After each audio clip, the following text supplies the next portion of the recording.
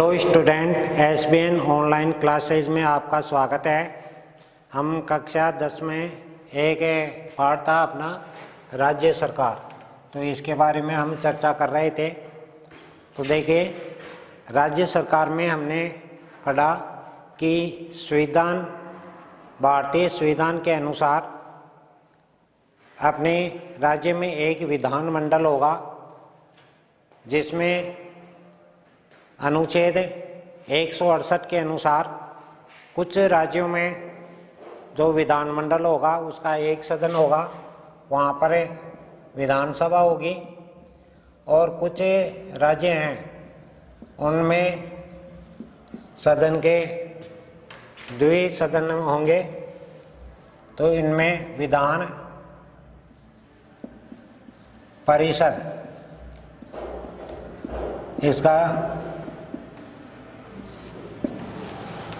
ये होगा, जिसमें विधानसभा का जो सदस्य होता है उसे एमएलए कहते हैं, मेंबर ऑफ लेजिस्लेटिव असेंबली, अर्थात विधानसभा का सदस्य।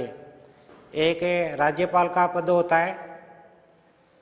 इसके बाद में हमने देखा कि विधान परिषद है, इसमें राज्यपाल का पद होता है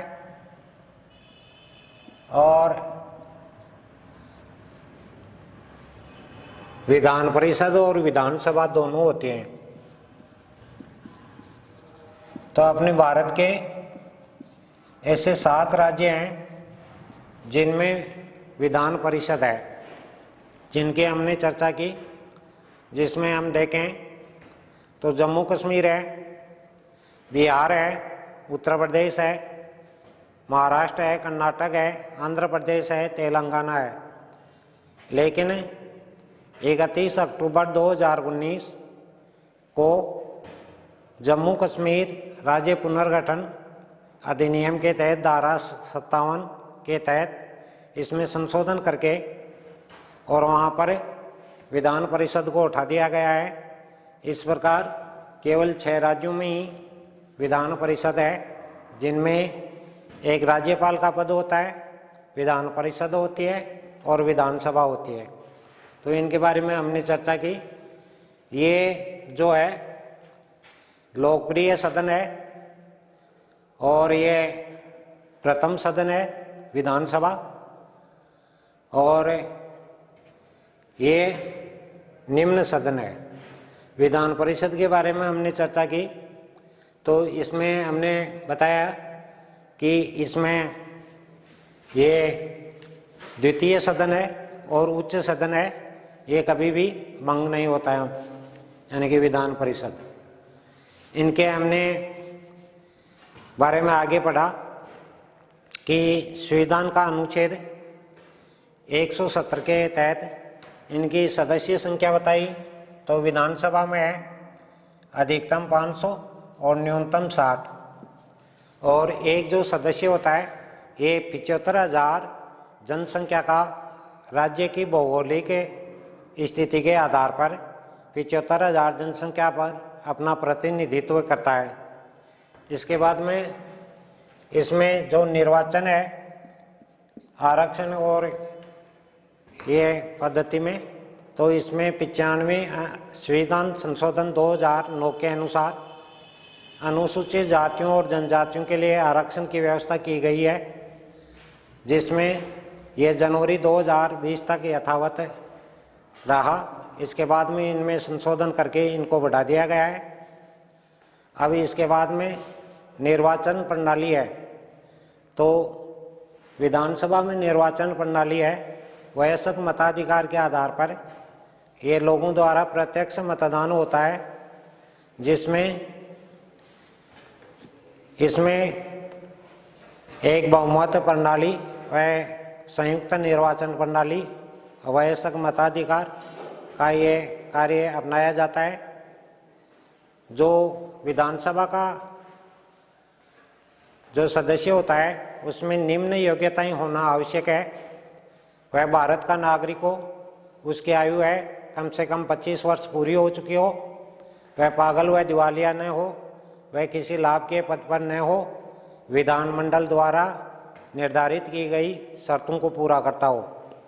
इसके बाद में विधानसभा के संदर्भ में हम चर्चा करते हैं। तो विधानसभा का कार्यकाल है 5 वर्ष का होता है।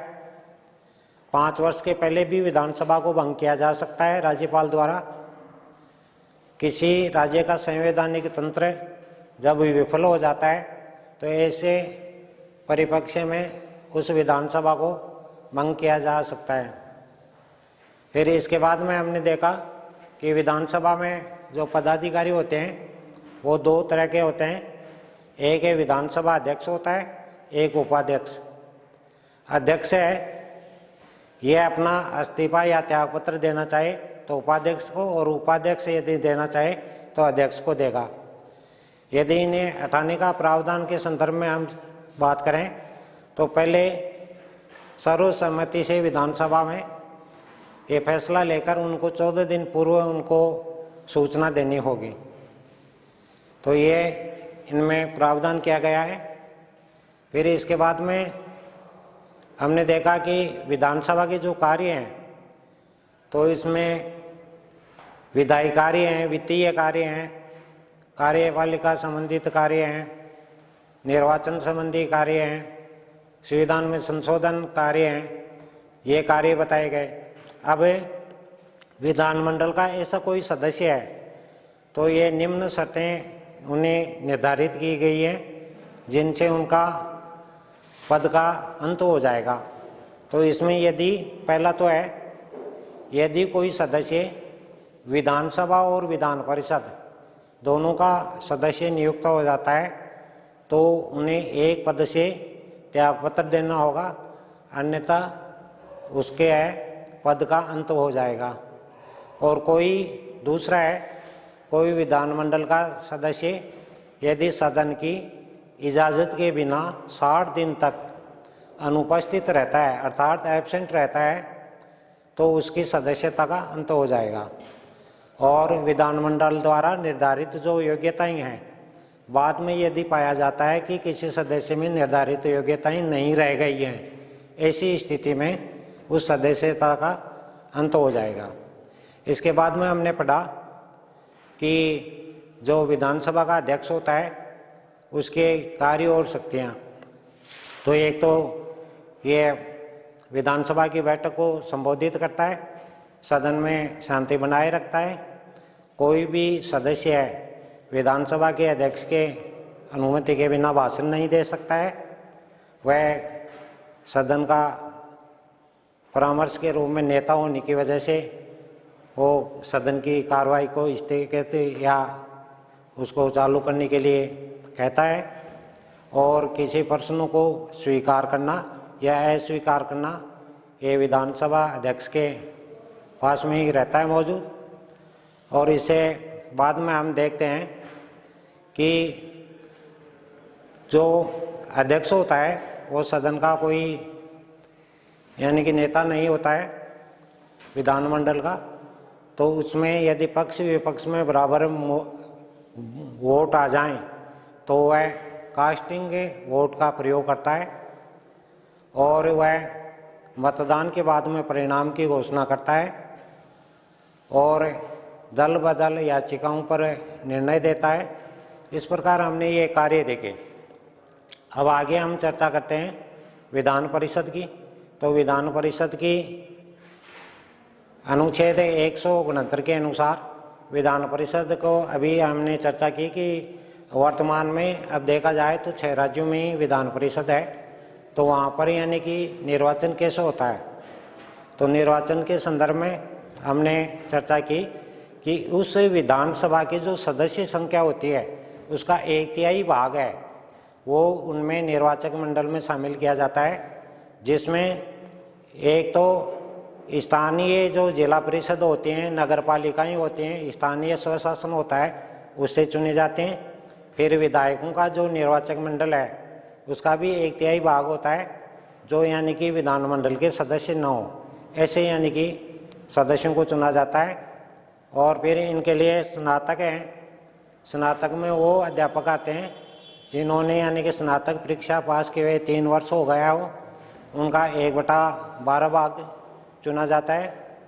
ऐसे ही जो यानी कि अध्यापकों का निर्वाचक मंडल होता है, तो ऐसे अध्यापक जो माध्यमिक शिक्षा या उच्च माध्यमिक शिक्षा के क्षेत्र में 3 वर्ष से पढ़ा रहे हों, तो उनका 1/12 भाग चुना जाता है। इनमें निर्वाचन है, ये 5/6 सदस्य होते हैं और 1/6 सदस्य हैं, ये राज्यपाल द्वारा मनोनीत किए जाते हैं, जो अपने कला, साहित्य, विज्ञान, सहकारिता, समाज सेवा, खेलकूद आदि में विशेष और व्यावहारिक ज्ञान हो, उनको ये राज्यपाल मनोनीत करता है। इस प्रकार इनका निर्वाचन है, इसके संदर्भ में हमने बात की। तो निर्वाचन है आनुपातिक प्रतिनिधित्व की एकल संक्रमणीय मत पद्धति के आधार पर इनका निर्वाचन किया जाता है। इनके सदस्यों का कार्यकाल है, ये 6 वर्ष होता है और 2 वर्ष पश्चात इसके 1/3 सदस्य सेवानिवृत्त हो जाते हैं और उनकी जगह दूसरे सदस्य चुन लिए जाते हैं। फिर उनके कार्यपालिका संबंधी विधान परिषद के कार्यों में देखा वित्तीय और विधायी कार्य। अब आपके इस पाठ में है माध्यमिक शिक्षा बोर्ड द्वारा पाठ अपना ये 7वां है राज्य सरकार। इसमें एक टॉपिक हटाया गया है जिसमें यानी कि क्या बताया गया है कि राजस्थान विधान परिषद के गठन की स्थिति और वर्तमान स्थिति, इसको हटा दिया गया है, तो इसके बारे में हम चर्चा नहीं करेंगे। अब चलिए हम आगे चर्चा करते हैं। तो आगे चर्चा है, उसमें हम देखते हैं कार्यपालिका। कार्यपालिका तो जो राज्य कार्यपालिका होती है उसमें राज्यपाल, मुख्यमंत्री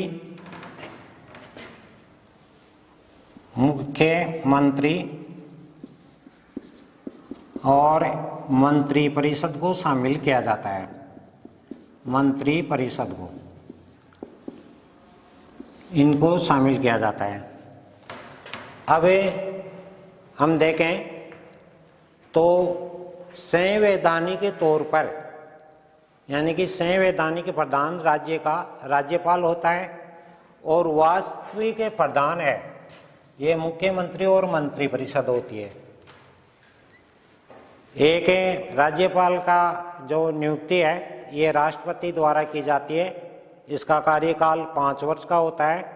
5 वर्ष के पहले भी इसका पद है, ये पद से त्यागपत्र दे सकता है या अपना पद छोड़ सकता है, लेकिन इनका जो कार्यकाल है 5 वर्ष से निर्धारित किया गया है, जो राष्ट्रपति के पद तक प्रसाद पर्यंत बना रहेगा, ऐसा प्रावधान किया गया है। तो अपने भारत के जितने भी राज्य हैं उनमें राज्यपाल का पद होता है। राज्यपाल की नियुक्ति है राष्ट्रपति द्वारा की जाती है। तो इसके संदर्भ में हमने ये चर्चा की। अब आगे हमें चर्चा कर लेते हैं कि राज्यपाल है इसके लिए योग्यताएं क्या क्या होना चाहिए। तो पहली तो है वह भारत का नागरिक हो, भारत का नागरिक हो, और दूसरे है उसकी आयु है ये 35 वर्ष पूरी हो चुकी हो, और तीसरा है वह किसी लाभ के पद पर न हो, और चौथा है वह विधानमंडल के किसी भी सदन का सदस्य न हो। इसके लिए ये 4 योग्यताएं बताई गई है। अब हमें आगे चर्चा करते हैं कि एक स्वस्थ राज्यपाल के लिए क्या परंपराएं हैं। तो इसके लिए पहला प्रावधान है कि जिस राज्य में राज्यपाल को बनाया जा रहा है उस राज्य का राज्यपाल निवासी नहीं होना चाहिए। यानी कि जैसे देखें यदि कोई व्यक्ति जिसका राज्य राजस्थान है तो वह राजस्थान में राज्यपाल नहीं बन सकता है, यानी कि दूसरा उसका राज्य होना चाहिए। तो उसी को बनाया जाएगा। दूसरी बात क्या है कि किसी भी राज्यपाल की नियुक्ति के पूर्व केंद्र सरकार और राष्ट्रपति ये निर्णय करते हैं। ये किससे करेंगे? उस संबंधित राज्य के मुख्य मंत्री से। फिर इसके बाद में उसकी नियुक्ति की जाती है। इस प्रकार हम देखते हैं कि राज्य का संवैधानिक प्रधान है, ये राज्यपाल होता है। अब हम आगे चर्चा कर लेते हैं राज्यपाल के वेतन भत्ते। तो राज्यपाल के वेतन भत्ते हैं, ये सन 2018 के पहले इसका मासिक वेतन है 1,10,000 रुपये था, लेकिन अब संविधान में संशोधन करके इनका वर्तमान में जो वेतनमान है ये 3,50,000 प्रतिमाह हो गया है। इसके अतिरिक्त इन्हें निःशुल्क आवास, रहने के लिए व्यवस्था है, साथ में चिकित्सा सुविधाएं और अन्य सुविधाएं राज्यपाल को मिलती हैं। राज्यपाल है ये संवैधानिक प्रधान होने के कारण ये गवर्नर के रूप में समस्त राज्यों में अपने कार्यवाही को करते रहते हैं। इसके बाद में हमें चर्चा करते हैं कि एक राज्यपाल है उसके और क्या क्या कार्य हैं। तो राज्यपाल है, इसके संदर्भ में हमारे एक विद्वान ने बताया है, दुर्गादास बसु ने। दुर्गादास बसु ने क्या बताया है कि राज्यपाल की स्थिति वैसे ही होती है राज्यों में जैसे केंद्र सरकार में राष्ट्रपति की, सिर्फ कुछ मामलों को छोड़कर। तो वो कौन से मामले हैं? एक तो कूटनीतिक, एक सैनिक, और एक हैं अपने जो ऐसे मामले होते हैं जो यानी कि सैनिक हैं, कूटनीतिक हैं, संकटकालीन। इन अधिकारों के अलावा जैसी स्थिति केंद्र में राष्ट्रपति की होती है वैसे ही राज्यों में राज्यपाल की होती है। अब हम आगे चर्चा करते हैं कि एक राज्यपाल होता है, उसके क्या क्या अधिकार हैं। तो पहला तो है कार्यपालिका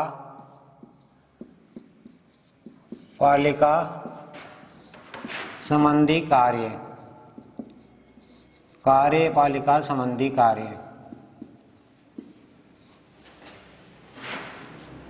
दूसरा है अपना विधायी शक्तियां,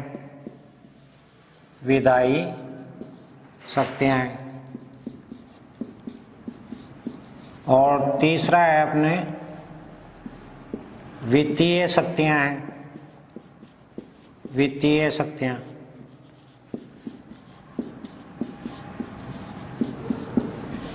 और चौथा है अपना न्यायिक शक्तियां।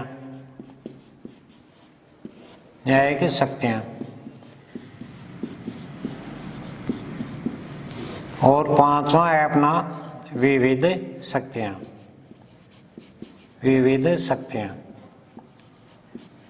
अब देखिए हम चर्चा करें आगे। तो पहले अपनी जो शक्ति है तो ये कार्यपालिका संबंधी कार्य करने की शक्तियां हैं। तो इनमें राज्यपाल राज्य का संवैधानिक प्रधान होता है।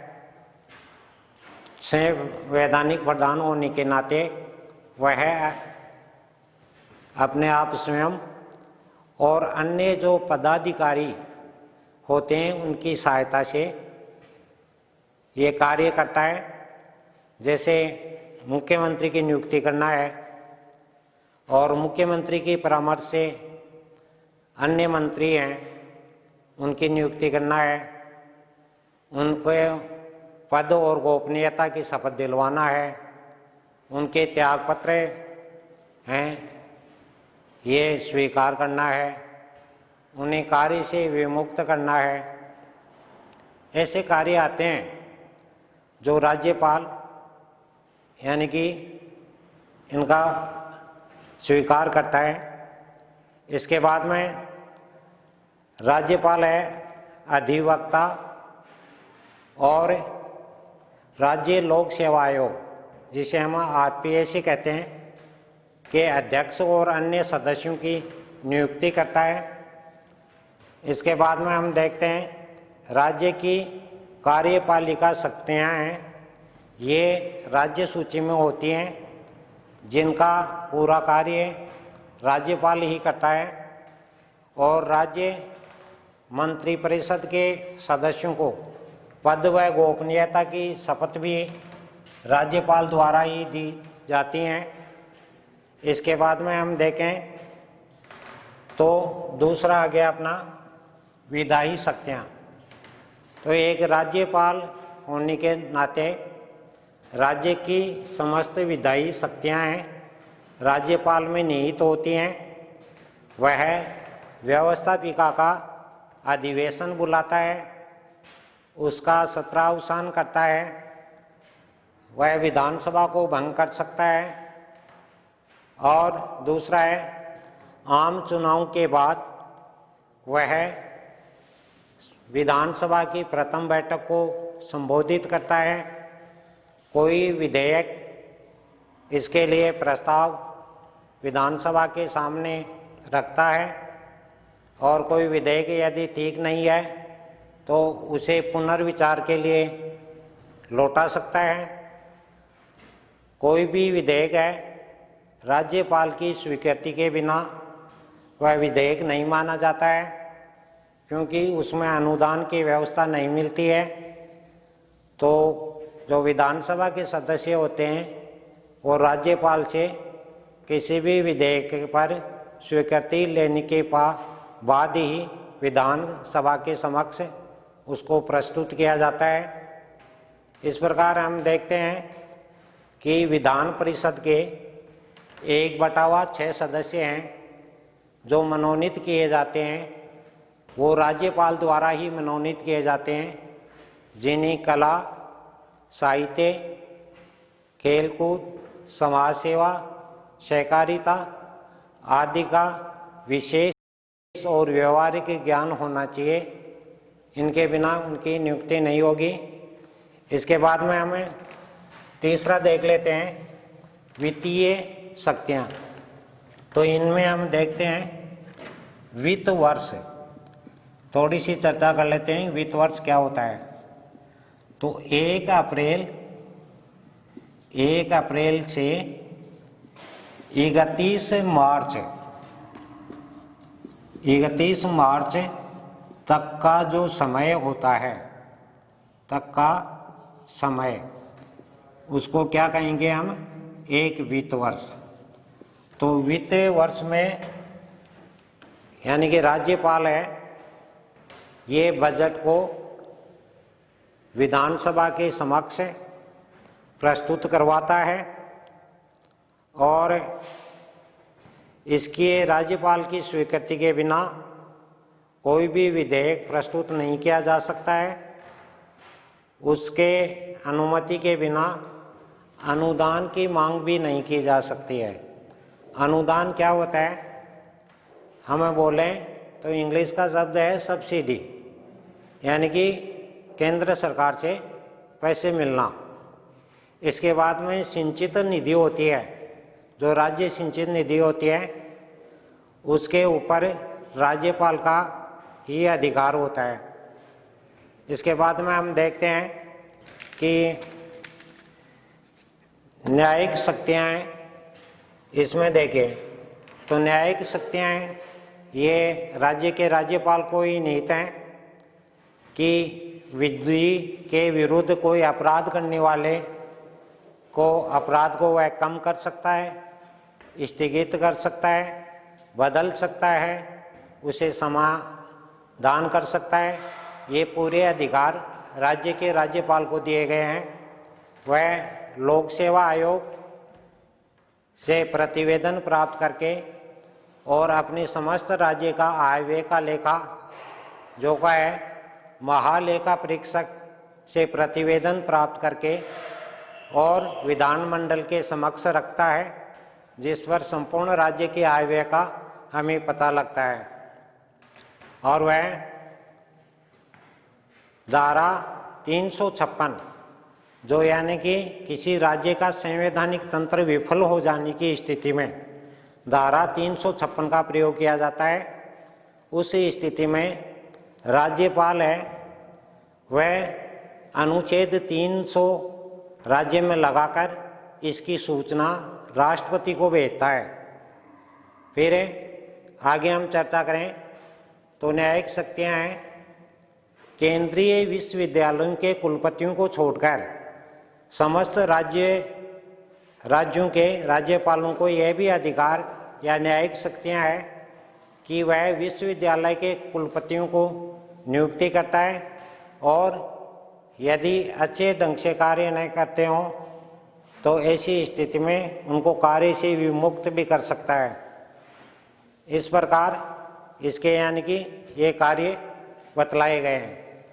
अब आगे हम चर्चा करते हैं कि ऐसे कौन कौन से राज्य हैं जिनके राज्यपाल को स्वयं विवेकीय अधिकार दिए गए हैं। तो देखिए, एक तो अपना राज्य है जो है सिक्किम, एक है जम्मू कश्मीर, एक है नागालैंड, एक है अरुणाचल प्रदेश। इन राज्यों के जो राज्यपाल होते हैं उनको स्वयं विवेकीय अधिकार दिए गए हैं। तो स्वयं विवेकीय अधिकार में उनको ये अधिकार दिए गए हैं। तो देखिए, हमें चर्चा करें स्वयं विवेकीय अधिकार हैं, उनमें वहाँ के राज्यपाल हैं किन किन अधिकारों का प्रयोग कर सकते हैं। तो पहला तो अपना है विशेष परिस्थितियों में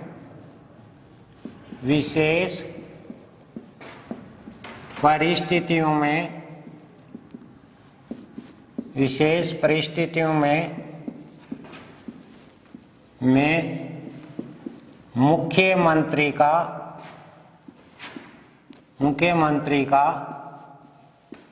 चयन करना। तो इसके संदर्भ में हम चर्चा करें तो मान लीजिए किसी राज्य में पक्ष और विपक्ष में बराबर मत आ जाते हैं और वहाँ पर ऐसी स्थिति बन जाती है कि किसकी सरकार बनाई जाए। तो ऐसे संदर्भ में जो अपने 4 राज्यों के बारे में चर्चा की कि सिक्किम, अरुणाचल प्रदेश, जम्मू कश्मीर और नागालैंड, इनके जो राज्यपाल होते हैं उनको यह अधिकार दिया गया है कि ऐसी विशेष परिस्थितियों में वे मुख्यमंत्री का चयन कर सकते हैं। फिर दूसरा है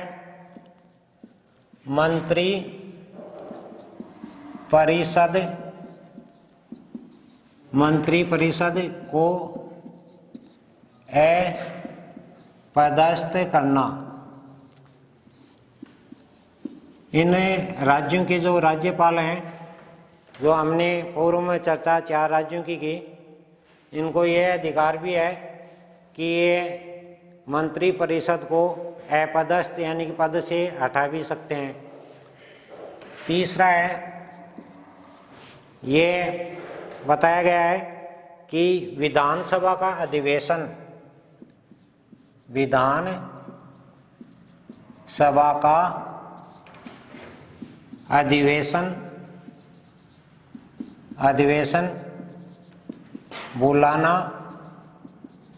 बुलाना व सत्रावसान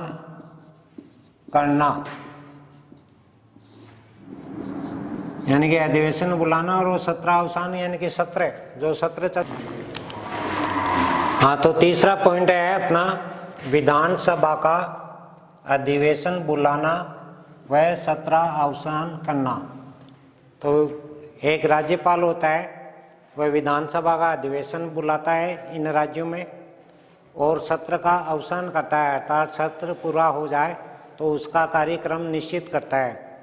इसके बाद में हम देखते हैं कि विधानसभा का विघटन करता है।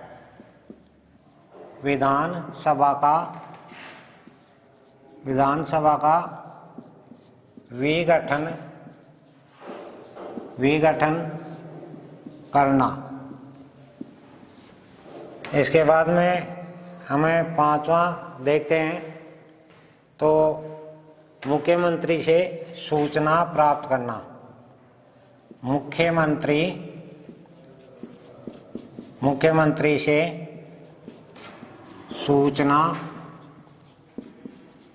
सूचना प्राप्त करना।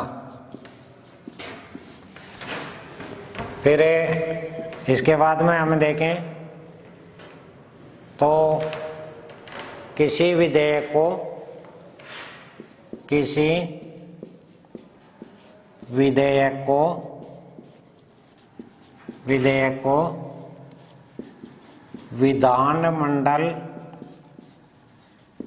विधानमंडल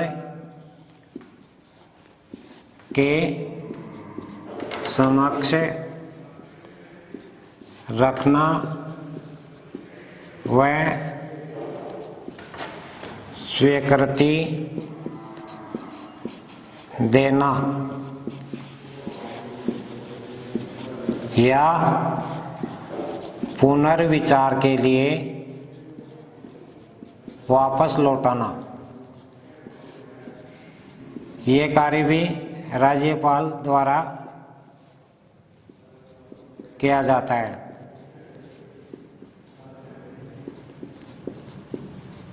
फिर आगे हम देखें तो अपना सातवां पॉइंट है, किसी राज्य का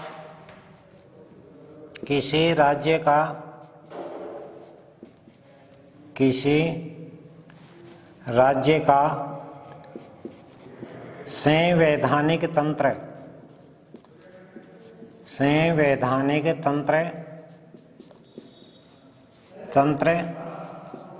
विफल हो जाने पर अनुच्छेद 356 का प्रयोग करते हुए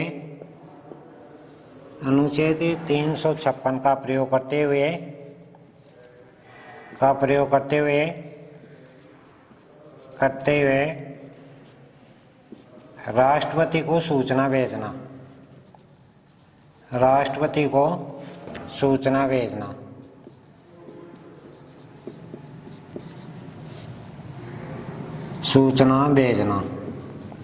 ये कार्य किए जाते हैं। इसके बाद में हमें अंतिम पॉइंट देख लेते हैं कि विशेष परिस्थितियों में ये राज्यपाल है, राष्ट्रपति से किसी अध्यादेश को प्रस्तुत करने से पूर्व अनुदेश की याचना भी कर सकता है। इसमें आपको इतना ही ध्यान रखना है कि कोई अध्यादेश प्रस्तुत करने से पूर्व राष्ट्रपति से अनुदेश की याचना भी कर सकता है। इस प्रकार हमने देखा कि राज्यपाल एक राज्य का संवैधानिक प्रधान होते हुए अपने कार्यों को संपूर्ण ढंग से करता है। आज के लिए बस इतना ही काफ़ी। आगे अगली बार हम इसी चैप्टर के बारे में आगे चर्चा करेंगे। धन्यवाद।